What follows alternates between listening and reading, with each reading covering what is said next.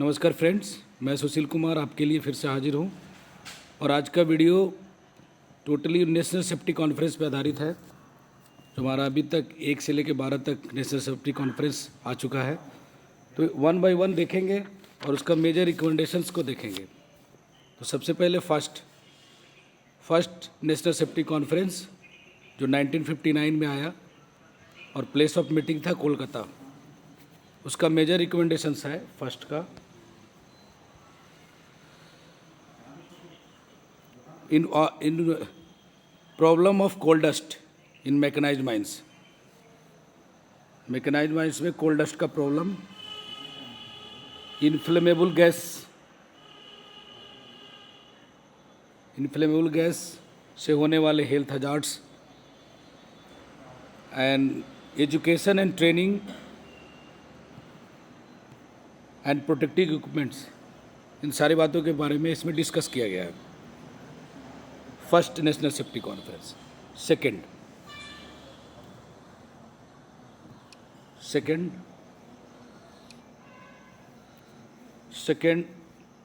NSC, ये 1966 में आया, ये भी कोलकाता में हुआ। इसका मेजर रिकमेंडेशंस है, आपका काम का नहीं है बट याद रखिए, declaration of all seams as a gassy seams, मतलब सभी सिम्स को गैसी माना जाए। Second, vocational training of mine workers, मतलब श्रमिक को वोकेशनल ट्रेनिंग दिया जाए। तीसरा है डेवलपमेंट ऑफ सेफ्टी स्टैंडर्ड्स, यानी सुरक्षा मानक का विकास किया जाए। ये 3 मेजर रिकमेंडेशन है सेकेंड का। नाउ नेक्स्ट, थर्ड 1975 में आया, ये भी कोलकाता में आया। इसका मेजर रिकमेंडेशंस है compensation for disabled workman. Compensation देना है, जो विकलांग लोग हैं उनको नुकसान भरपाई करना है। Second, mine safety equipment advisory board, मतलब खान सुरक्षा उपकरण के लिए एडवाइजरी बोर्ड बनाया जाए। Publication of annual report by DGMS के द्वारा हर वर्ष रिपोर्ट जारी किया जाए। एक और है पिट सेफ्टी कमेटी। पिट सेफ्टी कमेटी के बारे में भी थर्ड नेशनल सेफ्टी कॉन्फ्रेंस में बताया गया। Another also things, improvement in rescue operations, rescue service. Now next, fourth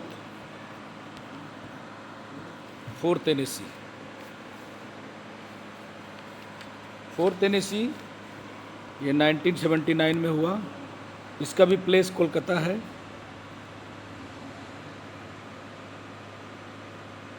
इसका मेजर रिकमेंडेशंस है national council for safety of mines सुरक्षा के लिए, खान में सुरक्षा के लिए नेशनल काउंसिल बनाया जाए।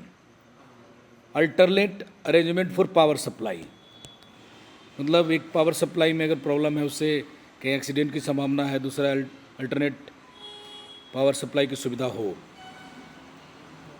Appointment and training of workman inspector. चीज़ और डिस्कस किया गया था, टेलीमॉनिटरिंग एंड कम्युनिकेशन सिस्टम बारे में बताया गया।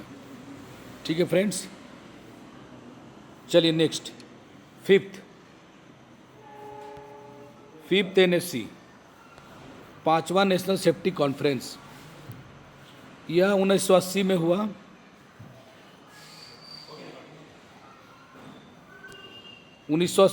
है दिल्ली। 1 से 4 तक कोलकाता में हुआ था, 5 से दिल्ली चालू हो गया। 1980 में हुआ था। इसमें ट्राइपर्टाइट मीटिंग के बारे में बात की गई। ट्राइपर्टाइट मीटिंग, ट्राइपार्टाइट मीटिंग। हाँ,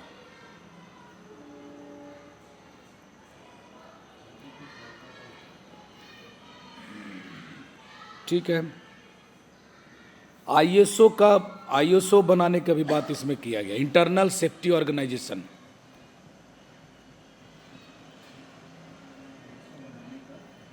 हाँ, इंटरनल सेफ्टी ऑर्गेनाइजेशन बनाने का बात किया गया, ये सुझाव दिया गया।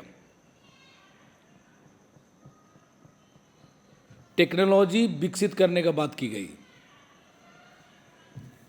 टेक्नोलॉजी विकसित करने की बात की गई, जैसे एडॉप्टिंग इम्प्रूव टेक्नोलॉजी, मतलब जो विकसित टेक्नोलॉजी है उसको लेने का बात किया गया। जो सेफ्टी मैनेजमेंट सिस्टम है उसमें श्रमिक की भागीदारी हो, इसका भी बात किया गया। सेफ्टी मैनेजमेंट में श्रमिक की भागीदारी,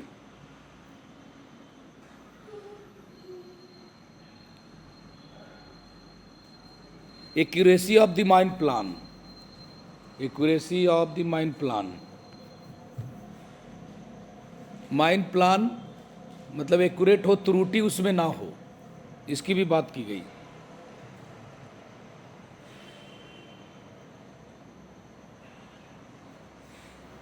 research and development in coal India, उसका भी सुझाव दिया गया। ठीक है। 5वां नेशनल सेफ्टी कॉन्फ्रेंस क्लियर है। Research and development board coal India में बनाने की बात की गई। नेक्स्ट 6th NSC, ये आया 1988 1988 में। हाँ, इसका कहाँ हुआ? न्यू दिल्ली। 6th NSC 1988 में आया। मीटिंग कहाँ हुआ? न्यू दिल्ली। मेजर रिकमेंडेशन, मुख्य सुझाव क्या दिए गए उसमें?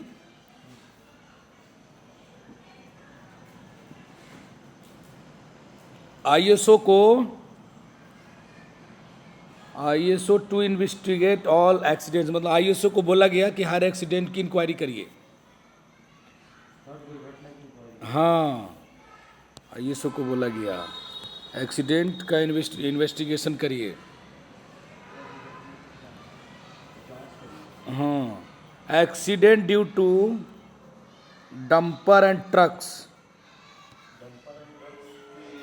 मतलब इससे जो डंपर एंड ट्रक से जो दुर्घटना हो रहा है उसको भी रोकने का सुझाव दिया गया इसमें।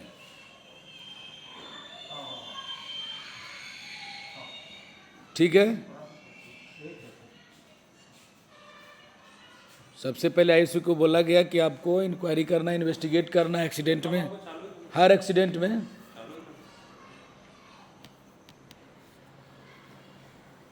और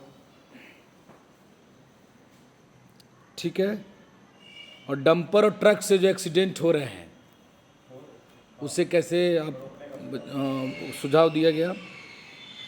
इसमें फर्स्ट टाइम ये भी बताया गया पीएमई ऑफ वर्कर, हाँ, पीरियडिकल मेडिकल एग्जामिनेशन, आवर्ती डॉक्टरी जांच श्रमिक का हो, इसके बारे में भी सुझाव दिया गया। ये 5 साल में करना है। इनिशियल मेडिकल एग्जामिनेशन IME वो नियुक्ति के समय होता है। ठीक है। वो अंडरग्राउंड के लिए है, roof fall and sides fall से कारण जो एक्सीडेंट हो रहा है उसके बारे में बात किया गया है। अंडरग्राउंड के लिए है, आपके लिए नहीं है। तो नेक्स्ट 7th 7वां नेशनल सेफ्टी कॉन्फ्रेंस, ये 1989 में हुआ। हाँ, जस्ट इसके 1 साल बाद हुआ न्यू दिल्ली में। तो देख रहे हो क्या? नहीं,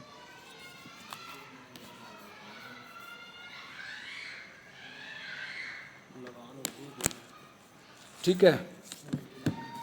इसमें जो मेजर था उसको बताया गया code of traffic rule. Code of traffic rule बनाने के बाद किया, माइंस में आप कोड ऑफ ट्रैफिक रूल बनाइए, ऐसे जैसे तैसे गाड़ी मत चलाइए इधर से उधर। उसमें भी बताया गया है कि code of practice, code of practice HEMM के लिए बनाइए आप। जहाँ भी हैवी अर्थ मूविंग मशीनरी चला रहे हैं वहाँ पे कोड ऑफ प्रैक्टिस बनाइए। कहीं भी कोई भी वो मार्चिंग कर दे रहा है, ये कर दे रहा है, स्विंग कर दे रहा है, इधर ले आ रहा है, प्लेस चेंज कर ले रहा है, ऐसा कुछ नहीं है। वो उनको कुछ, हाँ, एक कोड बनाइए, उसके हिसाब से काम करिए। ऐसा लिखेंगे सही है ना, कोड ऑफ प्रैक्टिस HEMM। हाँ, वेरी गुड, इस टाइप से लिखना है आपको, ठीक है। 7th में ये 2 ही है। हाँ, 8th NSC, 8वां ये आया 1993 में, 1993 ये भी न्यू दिल्ली।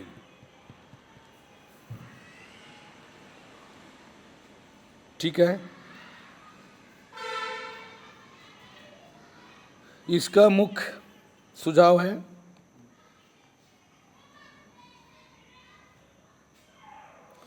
माइन प्लान जो है उसका नेशनल ग्रिड से जुड़ाव के बारे में बताया गया है।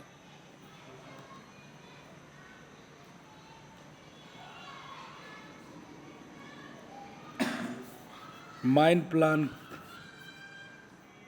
Connection of the mine plans to the national grid. Mine plan को नेशनल ग्रिड से जुड़ाव की बात किया गया। रूफ फॉल से कैसे बचाव कर सकते हैं उसके बारे में बताया गया। ये अंडरग्राउंड के लिए है। रूफ फॉल से prevention of roof fall, roof fall को कैसे रोका जा सकता है।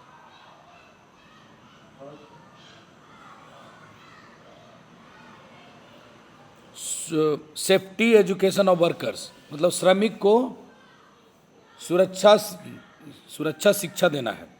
सुरक्षा से संबंधित सेफ्टी एजुकेशन ऑफ वर्कर्स, सुरक्षा से संबंधित शिक्षा देना।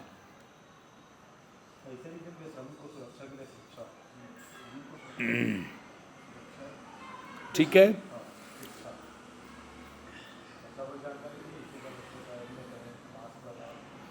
इसमें एक और जी बहुत ही तगड़ा चीज किया गया, ऑक्यूपेशनल हेल्थ सर्विलांस, इसके बारे में भी बात किया गया।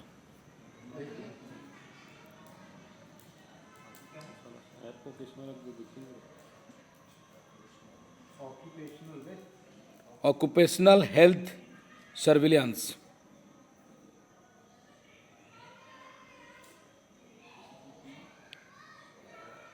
और श्रमिक का सेफ्टी मैनेजमेंट सिस्टम में भागीदारी। सेफ्टी मैनेजमेंट सिस्टम में मतलब ये सब बोल सकते हैं, तो प्लीज कमेटी में बता रहा था कुछ क्वेश्चन आएगा तो आगे हुआ करके ना। श्रमिक का सेफ्टी क्या था, श्रमिक का सेफ्टी मैनेजमेंट सिस्टम में भागीदारी, worker participation in safety management system, 8वां में बात किया गया इसके बारे में भी। माइन वोकेशनल ट्रेनिंग रूल में एक मॉड्यूल बनाया जाए, इसके बारे में बात किया गया है। Module for MBTR, mines vocational training rule के लिए एक मॉड्यूल बनाया जाए।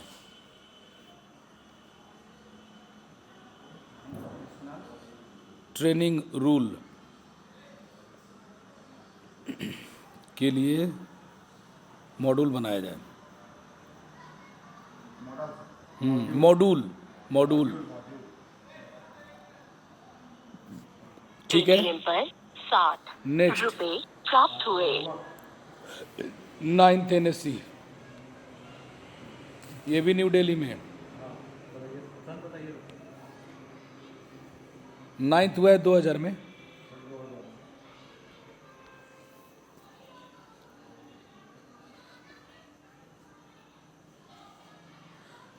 इनंडेशन से जो डिजास्टर हो रहा है उसके बचाव के बारे में बताया गया है। डिजास्टर, इनंडेशन समझते हैं ना, कहीं जगह है पानी बाहर से आ जाना, कहीं गड्ढा है, प्राकृतिक आपदा लिखते थे ना सर, डिजास्टर मतलब आपदा होता है। आपदा तो होता है, लेकिन इनंडेशन की बात की जा रही है, पानी के घुसने से। इनंडेशन मीन्स पानी का आना। जैसे एक माइंस में एक्सीडेंट हुआ था, अब कहीं गड्ढे में माइंस है और उसका ऊपर से आ गया पानी, या कहीं से भी पानी निकल गया, काम कर रहे हैं, ये अंडरग्राउंड में ज़्यादातर होता है। कहते हैं ना सर, पानी के कारण एक्सीडेंट ही अंडरग्राउंड में ही होता है।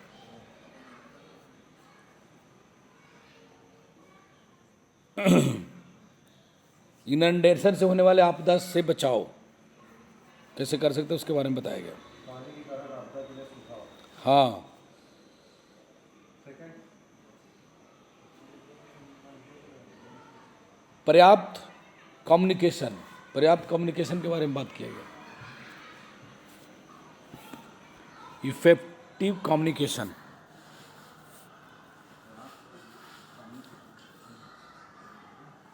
रिस्क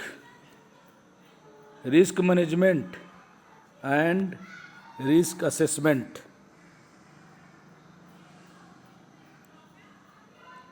इसको उपयोग करने के लिए बताया गया दुर्घटना बचाव के लिए। रिस्क असेसमेंट को एक टूल की तरह उपयोग करना है दुर्घटना से बचाव के लिए, इसका भी सुझाव दिया गया।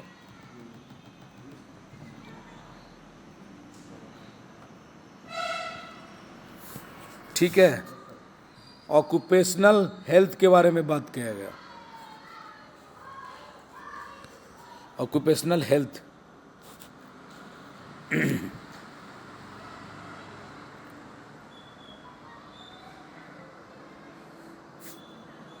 चलिए स्टार्ट। आपसे जो क्वेश्चन पूछने का ज़्यादा चांस है 12th नेशनल सेफ्टी कॉन्फ्रेंस से ही है, उससे एक आध दो क्वेश्चन पूछने का चांस ज़्यादा रहता है, क्योंकि नज़दीक में आ रहता है।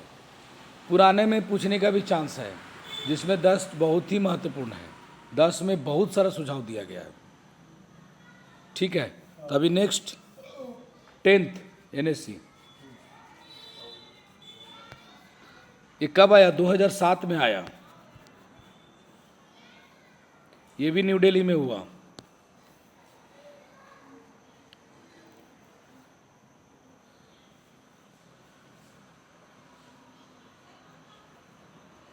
इसमें ठेका श्रमिक का सुरक्षा के बारे में बात किया गया।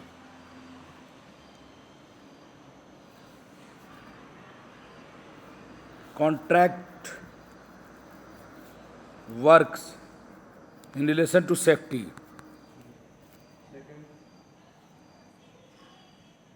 अनऑर्गेनाइज माइनिंग सेक्टर में सुरक्षा के बारे में बात किया गया।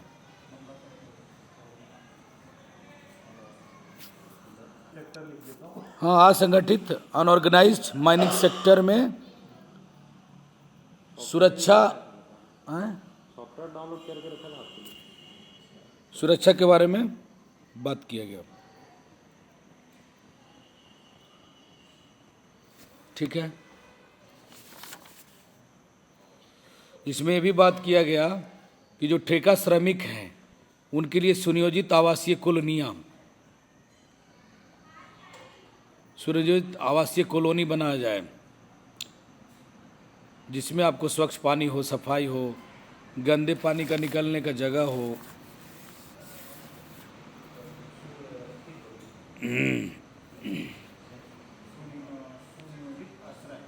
हाँ,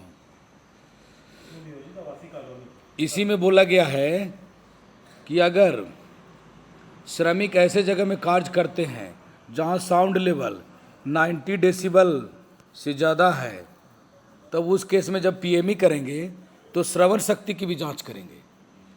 तो आप लोग सीधा डैश दे के दिए 90 डेसिबल डैश दे दीजिए उससे ज़्यादा, तो पीएमई प्लस श्रवण शक्ति की जांच दोनों होना है। पीएमई के साथ श्रवण शक्ति जांच करना पड़ेगा।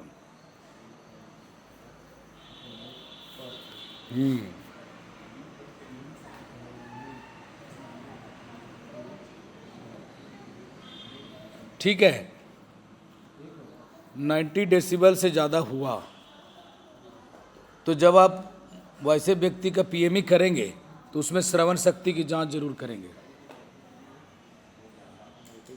85 dB में सर वो मशीन होना जरूरी है। हैं? 85 dB से ज़्यादा होना। अभी बता रहा हूँ। हाँ, वेरी गुड। 85 डेसिबल अगर हुआ, उसे 85 डेसिबल से ज़्यादा हुआ, हाँ इसी में लिखते जाना है, तो उस केस में आपको ध्वनि की नाप करने के लिए आपको उसको नापने की व्यवस्था करना कानूनन जरूरी समझा जाएगा। साउंड का मेजरमेंट करना पड़ेगा, नॉइज डोजिमेट्री बोलते हैं उसको, नॉइज डोजिमेट्री। 85 dB से ज़्यादा ध्वनि होने पर ध्वनि जांच कानूनी जरूरी होगा। हाँ, और उसको नापेंगे किससे? नॉइज डोजिमेट्री।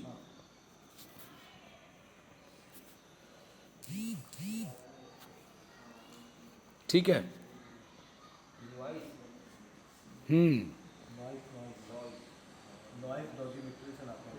इसी में बताया गया है कि अगर नया मशीन लाइएगा तो उसका वाइब्रेशन टेस्ट करना पड़ेगा, वाइब्रेशन स्टडी इसीलिए किया जाता है।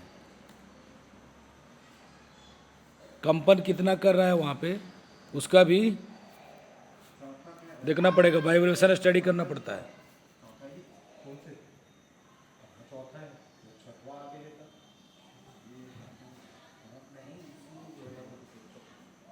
ठीक है। नए मशीन का वाइब्रेशन टेस्ट। हाँ, फिर आपको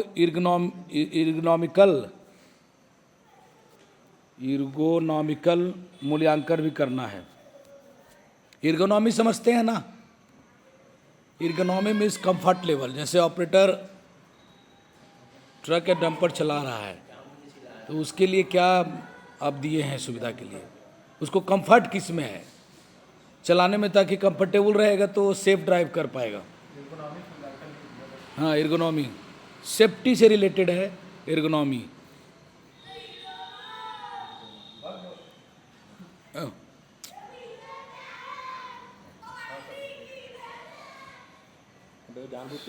इसी में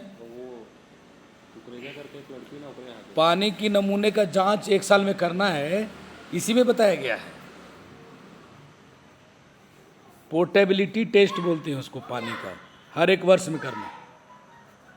तुम लोग को सबको मारूंगा आके वहाँ खिलाओ। पोर्टेबिलिटी टेस्ट हिंदी में बोलते हैं योग्यता जांच।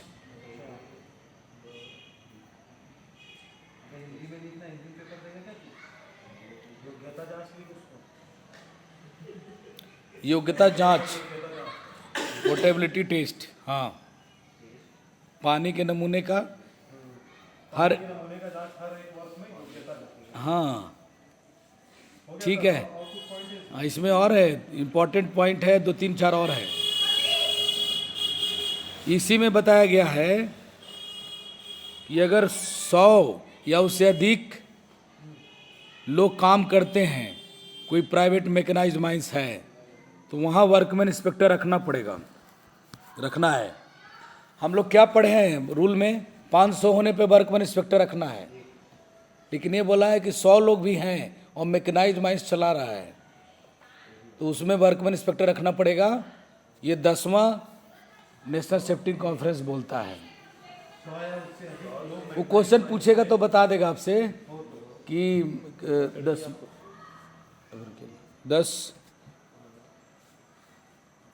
10वीं नेशनल सेफ्टी कॉन्फ्रेंस के अनुसार पूछे क्वेश्चन तो उसे लिंक कर देगा आपको। हाँ, मैकेनाइज्ड माइंस में है तो वहाँ रखा जाए, वहाँ पे वो बात किया है। इसमें भी बोला है कि जो 45 वर्ष से अधिक लोग हो गए हैं उनका 3 वर्ष में पीएमई करिए। अब डॉक्टरी जांच।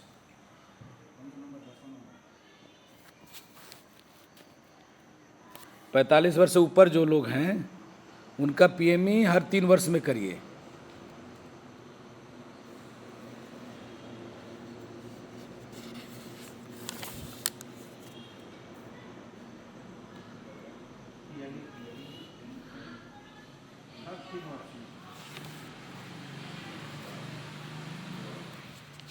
पैंतालीस वर्ष से अधिक आयु वाले का पीएमई हर 3 वर्ष में किया जाए। ठीक है, हैं? हाँ हाँ, ये हो गया एक चीज।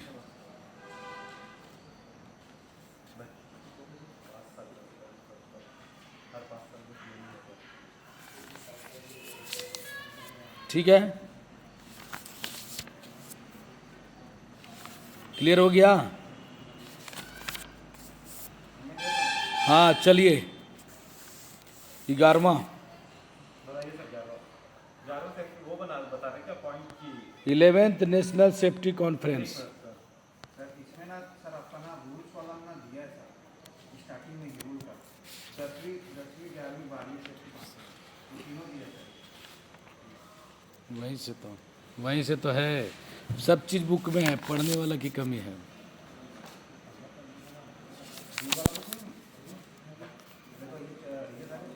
ठीक है, चलिए 11th 2013 में आया है। हाँ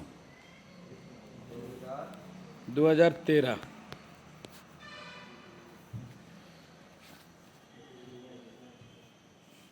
इसमें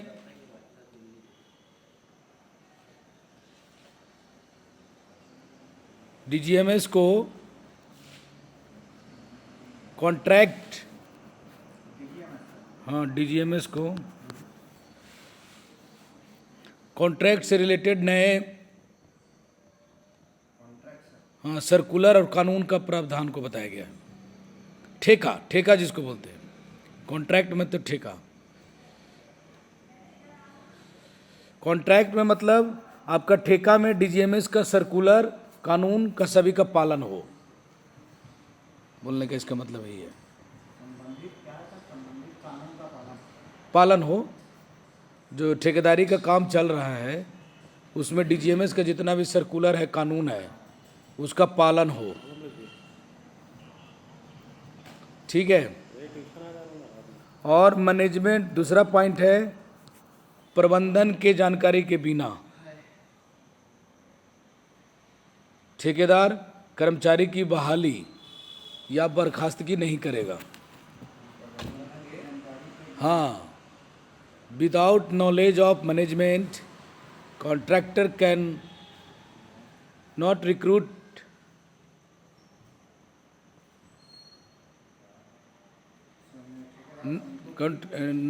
any employee or terminate employee।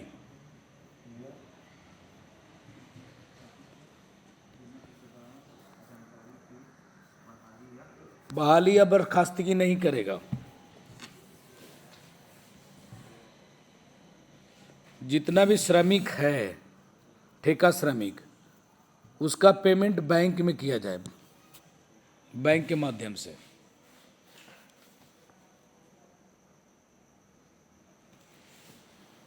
ठीक है।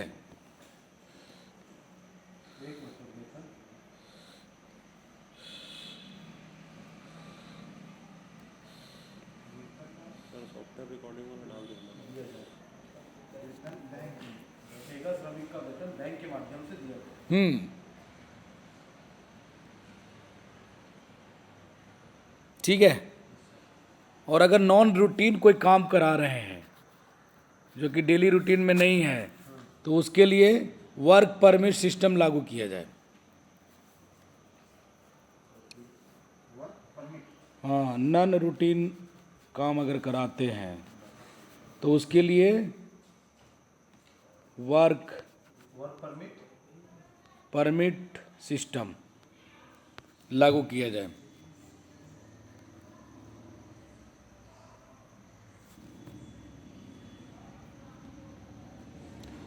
ठेका क्रमिक के लिए आपको सुरक्षा के लिए, स्वास्थ्य के लिए और वेलफेयर के लिए, सेफ्टी,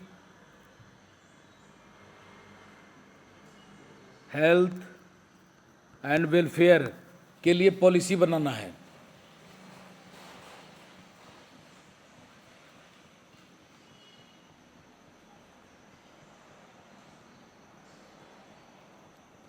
ठीक है, सुरक्षा, स्वास्थ्य और वेलफेयर के लिए पॉलिसी बनाना है।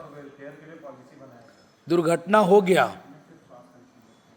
अगर दुर्घटना हुआ तो घायल व्यक्ति का पूरा चिकित्सा का खर्च उठाना है।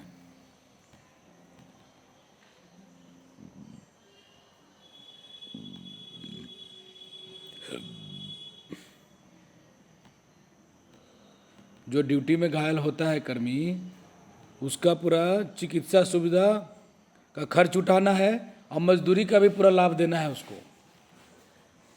ऐसा नहीं कि अटेंडेंस काट दिए, हाजिरी से अनुपस्थित कर दिए। अगर वर्क इंजरी होता है तो, कार्य करते समय होता है तो वर्क इंजरी के केस में पूरा सुविधा देना है।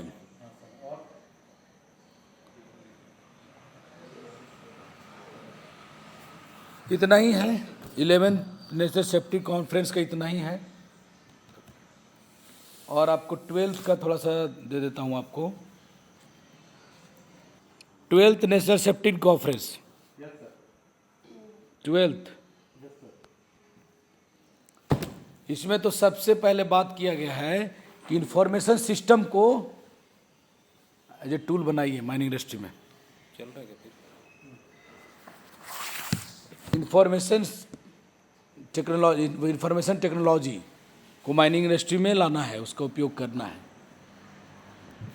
इंफॉर्मेशन आईटी को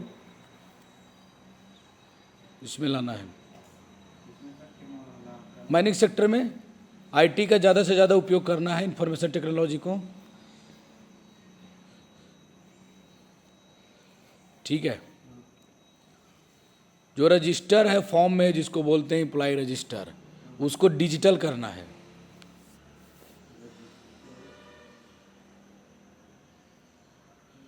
register form A, which is employ register, also known as employ register,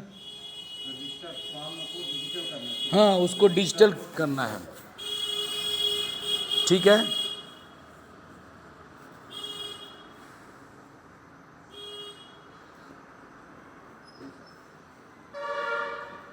ठीक है। रिकमेंडेशंस तो बहुत सारे हैं, मेजर है जो बता दे रहा हूँ आपको। एक है जो डस्ट से रिलेटेड है, जो कि वेरी इंपॉर्टेंट है, बहुत ज़्यादा महत्वपूर्ण है। कि अभी तक हम लोग जो बुक के हिसाब से देखे थे 3 मिलीग्राम पर मीटर क्यूब था परमिसिबल डस्ट, है ना।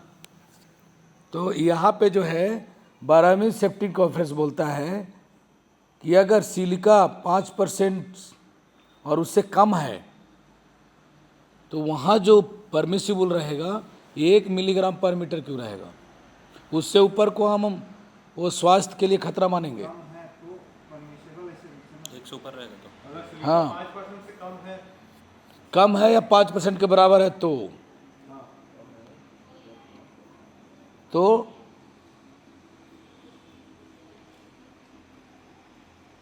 जो डस्ट में जो धूल की मात्रा होना चाहिए, कंसंट्रेशन, वो 1 मिलीग्राम पर मीटर क्यूब, उससे ज़्यादा नहीं होना चाहिए। इसको क्या लिखा है सर? सिलिकॉन 5% से कम है, 5% के बराबर है तो 1 milligram per metre cube dust permissible होगा, मतलब उतना को सुरक्षित माना जाएगा।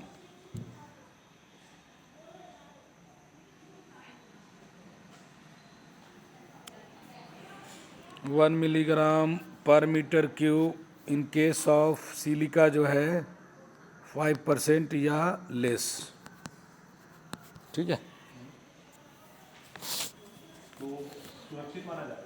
हाँ, उसको परमिसिबल में मानेंगे उसको। आपका पिछले बार क्वेश्चन एक आया था ना कि 8 आवर काम कर रहा है, एक्सपोजर ये है तो कितना परमिसिबल रहेगा? 3 मिलीग्राम पर मीटर क्यूब है ना, 3 milligram per metre cube answer है उसका। ठीक है, अभी अगर वही चीज़ बोल देगा कि 12वीं नेशनल सेफ्टी कॉन्फ्रेंस के अनुसार कितना है, तो 1 मिलीग्राम पर मीटर क्यूब है। ठीक है, और जो स्टोन क्वारी में काम कर रहे हैं उसका पीएमई 2 साल में होना है। जो पत्थर वाले खान में काम कर रहे हैं 2 वर्ष में उनको करना है। प्राप्त हुए।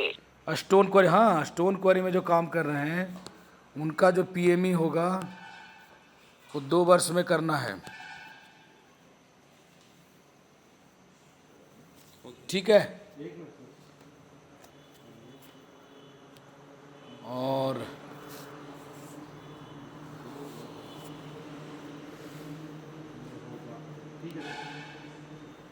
ठीक है ना।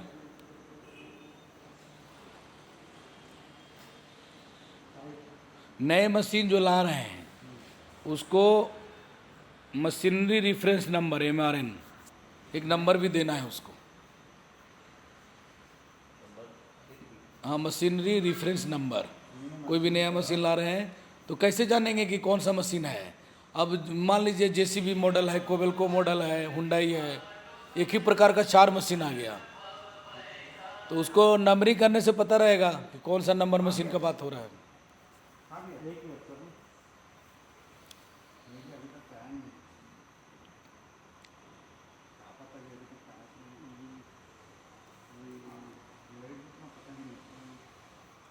भी बात किया गया है। हाँ, माइंस में बायोमेट्रिक सिस्टम लगाने की भी बात किया गया है।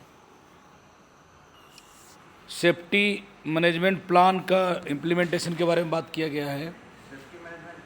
हाँ, एक tarp trigger action response plan, जितने भी हजार्ड्स हैं उसके लिए, बचाव के लिए इसको टार्प बनाने का बात किया है। सेफ्टी मैनेजमेंट प्लान, ठीक है, सेफ्टी मैनेजमेंट प्लान वो सुरक्षा के लिए लागू करने का बात किया गया है। और उसी में एक ट्रिगर एक्शन रिस्पॉन्स प्लान, जितने भी मुख्य रूप से दुर्घटनाएं या आपदा हो रहा है उसके लिए बात किया गया। ठीक है, ट्रिगर एक्शन रिस्पॉन्स प्लान।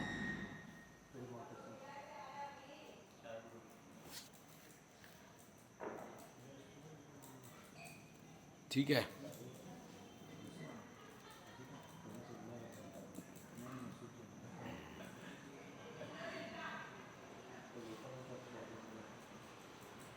ठीक है, SOP तो फॉलो कर ही रहे हैं, उसके बारे में बात किया है। Standard operating procedure. ठीक है, तो कुल मिला के 12th नेशनल सेफ्टी कॉन्फ्रेंस का मुख्य चीज़ यही है। Standard operating procedure.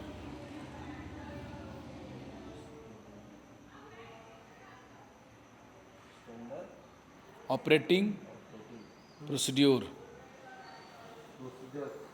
हाँ, प्रोसीड्योर। ठीक है, thank you friends for watching this video. अगर वीडियो पसंद आया हो तो लाइक करें, शेयर करें, सब्सक्राइब करें। Thank you.